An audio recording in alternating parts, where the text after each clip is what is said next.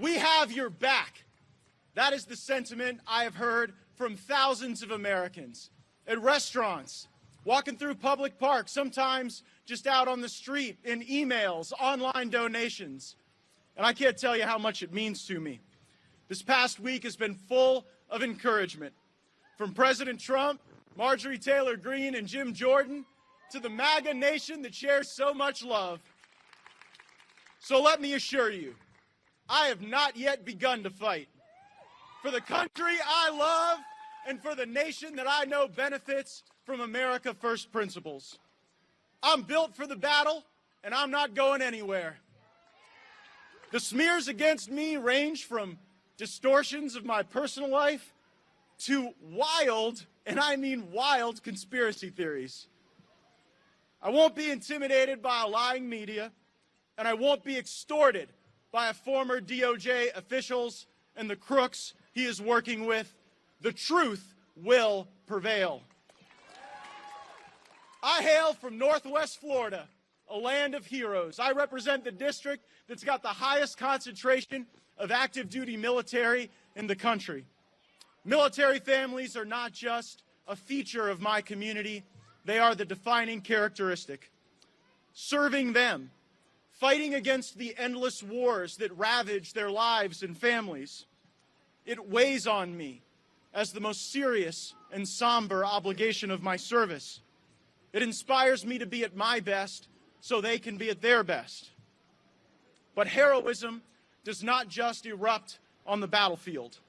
Inspiration is often drawn from those closest to us when regular folks do spectacular things.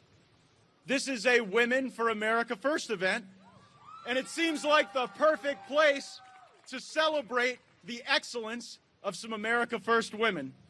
And so I want to take this opportunity to tell you about some of my heroes. Isabella is an immigrant to our country. She was born in Brazil, and she ended up in Washington, D.C. because if she was to have the American experience, she wanted it to be in the capital city. She loves the monuments and the architecture and what those things say about the ambition and vision of a great nation. What do people do when they need jobs in Washington, D.C.? Well, they go to Capitol Hill. Isabella applied for any job that was available, and she ended up working for Congresswoman Sheila Jackson Lee. After that, she ended up working for a Democrat impeachment manager who let bloodlust for Trump cloud common sense and the facts. One evening, as my staff and I were working late, she showed up at our door. "I'm tired of being on the America Last team," she said. "I cannot support the left-wing agenda. They just hate President Trump, and he's doing a good job. Would there be a spot for me on your team?"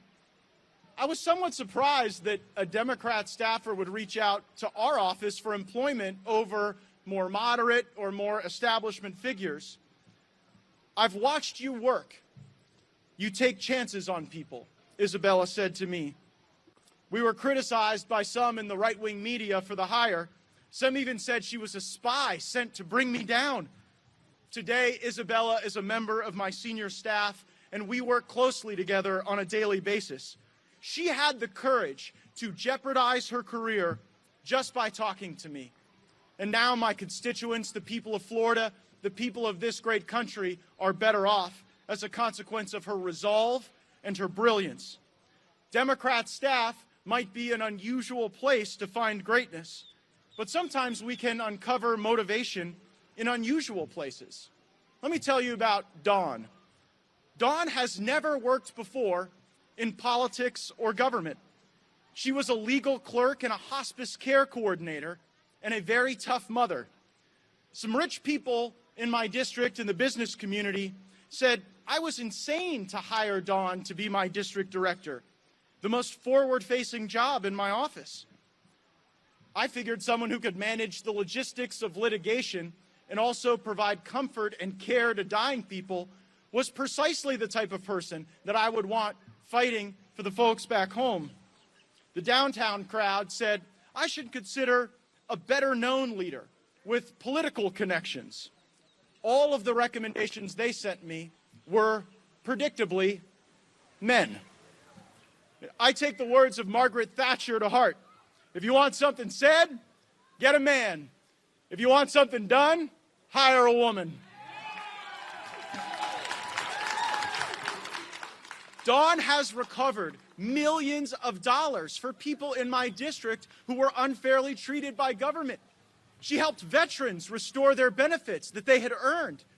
She even one time helped me rescue school children that were stuck in Costa Rica and had lost their passports.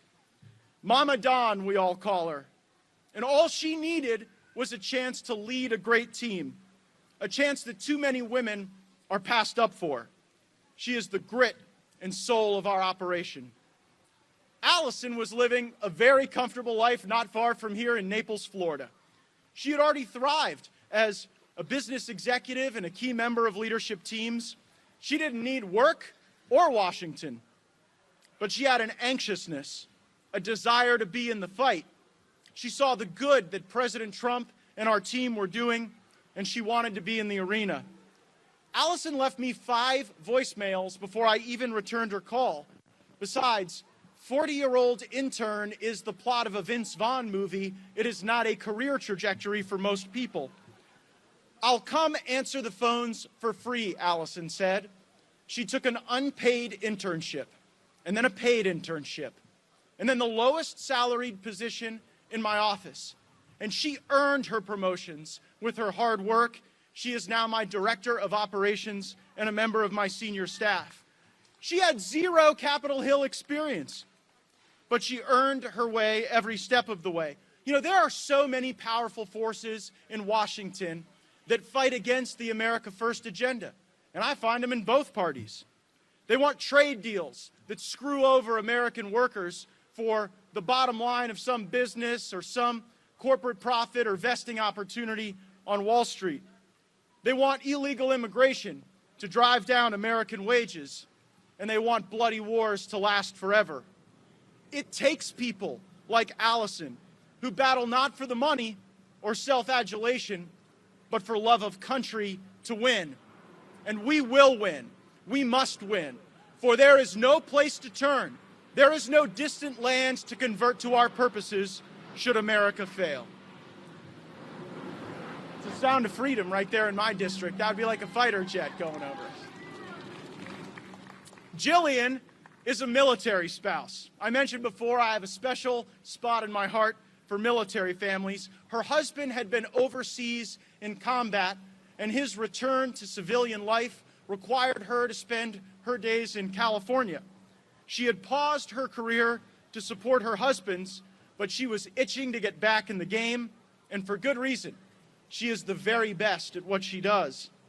So we tried something crazy, unheard of in 2018, something called remote work, where someone could actually be in a different place than the office and contribute their effort, contribute their talent, and make the operation better. Before hiring Jillian to be my communications director, I had been on television once in my first 10 months in office. Since hiring her, I've been on more than the MyPillow guy. And that says a lot more about her than it does me. She never wanted to be a chief of staff. Communications was her expertise.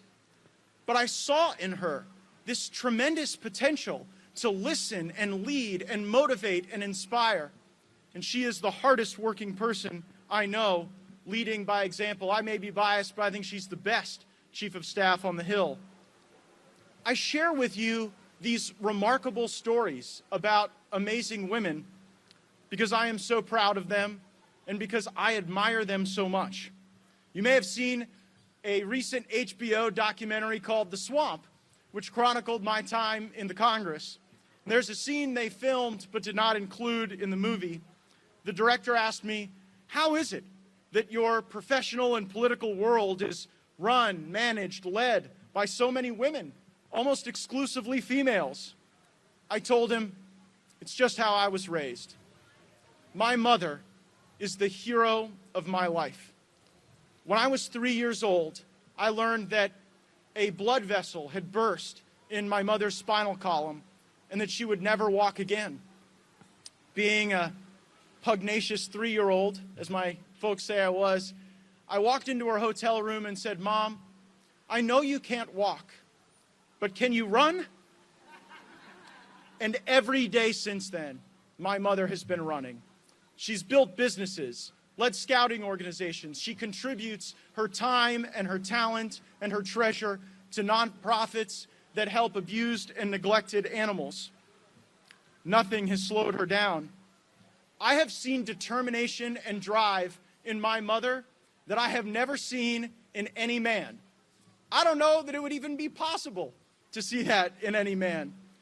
I do know that there is something special, tangible, and powerful in what women have, and I've known it all my life. There is a sentiment among some women in the workforce that men are hired and promoted based on potential, but women are hired and promoted based on what they've done. My service in the Congress is more meaningful, more impactful, more noteworthy, because I have seen the potential unlocked with so many brilliant, patriotic women that I've had the chance to work with. For us to truly make America great again, we will need all that all of us have to offer. Men and women, gay and straight, rural, urban, suburban, black, white, brown, everybody. When he accepted the 1988 Republican nomination for president, George Herbert Walker Bush said, "I'm a quiet man, and I hear the quiet people of our country." Well, America First is not a quiet movement, and I am not a quiet man. I may be a canceled man in some corners. I may even be a wanted man by the deep state. But I hear the millions of Americans who feel forgotten, canceled, ignored, marginalized, and targeted. I draw confidence knowing that the silent majority is growing louder by the day in this great country. And so I welcome to our movement the libertarians, the populists, the different, the canceled, anyone who can rally around our inclusive America First agenda. Because it is going to take all of us, one great big team, forgiving each other our foibles and flaws to make America the best version of herself. Besides, what is in the mind and in the heart is never lost. And this is the message to America First conservatives today. We've tasted victory. We've renegotiated trade deals, built 400 miles of wall, changed asylum laws, had drawdowns from wars, and created peace and acceptance with a land that has been connected to our faith for 4,000 years.